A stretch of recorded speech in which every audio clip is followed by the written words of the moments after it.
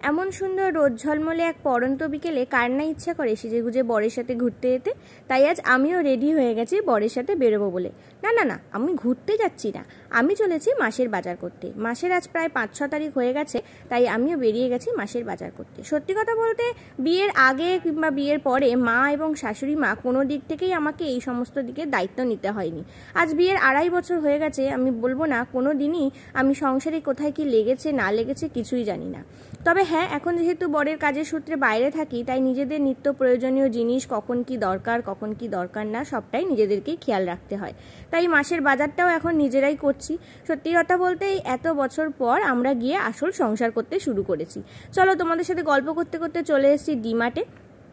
আমরা বেশিরভাগ বাজারই মানে মাসের বাজার বলো যাই বলো আমরা এখান থেকেই করি, কারণ এখানে বেশ ভ্যারাইটিস জিনিসও পাওয়া যায় আর অনেক রিজনেবল প্রাইসে পাওয়া যায়। কলকাতাতে তো ডিমার্টের কোনো স্টোর নেই, তো সেক্ষেত্রে বাইরে যখন থাকি আমি ডিমার্টে বেশ রিজনেবল জিনিস পাই, কিন্তু কলকাতাতে সেই জিনিসটা পাইনি। হ্যাঁ, স্মার্ট বাজার আছে, বিগ বাজার আগে ছিল যেখানে রিজনেবলে অনেক কিছু পাওয়া যেত।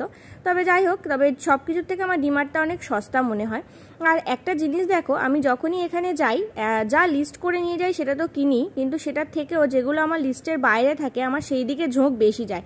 তো লিস্ট যা থাকে সেগুলো তো কেনাই হয়, প্লাস আরও উল্টোপাল্টা এত জিনিস কিনে নেওয়া হয়, মানে লিস্টের প্রচুর বেশি হয়ে যায়। তো তোমাদের সাথেও কি এরকম মানে হয় এটা? আমার সাথে তো প্রত্যেকবারই হয়, মানে যখনই যাব তখনই হয়। আর এখন দেখো, আজকে যেহেতু মাসের প্রায় 6 তারিখ হয়ে গেছে, তাই ডিমার্টটা বেশ ফাঁকা, ভিড় নেই বললেই চলে। নালে অন্যবার যখন আসি আমরা বেশ ভালো ভিড় থাকে। তো ফাঁকা আছে বলে আমি ভাবলাম তোমাদের সাথে একটু শেয়ার করি আমরা কোথা থেকে আমাদের রেগুলারের জিনিসপত্র বা মাসের চাল ডাল এগুলো পারচেস করি। তো চলো, এখানে আমাদের কেনাকাটা তো হয়েই গেছে। খুব বেশি জিনিস কেনাকাটা করিনি, খুব সামান্য জিনিস করেছি। কি কিনেছি সেটা বাড়ি গিয়ে আমি তোমাদের সাথে শেয়ার করব। তো চলো আপাতত ঝটপট এখানে বিলটা করে নেওয়া যাক। আমরা দুজন একসাথে বেরোবো আর কিছু চটপটা হোক বা কিছু খাবো না, মানে কিছু মুখে দেবো না, এটা তো কখনো হতেই পারে না। তো দেখো, বরমশাই আমাকে নিয়ে চলে এসেছে আইসক্রিম কাউন্টারে। আর বাইরে, গুজরাটের বাইরে যা গরম, মানে বলার অভিপ্রায় না, কলকাতাকে ছাড়িয়ে দিয়েছে এত গরম। তো এই গরমে একটু ঠান্ডা ঠান্ডা আইসক্রিম, কোল্ড ড্রিঙ্কস এগুলো তো বানতা হয় বস।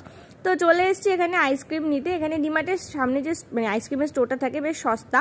এই দেখতে পাচ্ছ এত বড় যে কোনটা আমি নিয়েছি, এটা মাত্র 20 টাকা। আমি মিক্স কোনটাই নিয়েছি, আর এটা খেতেও ভীষণ টেস্টি হয়। তো চলো, আমার হাজব্যান্ড সচরাচর আইসক্রিম খুব একটা পছন্দ করে না, কিন্তু আমি যখনই খাই আমি বলি তুই না খেলে আমিও খাবো না।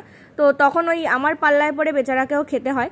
তো চলো, দুজনে দুটো আইসক্রিম নিয়ে নিয়েছি, আর আইসক্রিমটা খেতে বেশ সুন্দর। তো আবার দেখা হচ্ছে অন্য কোনো ব্লগে, ততদিন তোমরা ভালো থেকো। আজকের মতো ব্লগটা এখানেই শেষ করলাম, টাটা।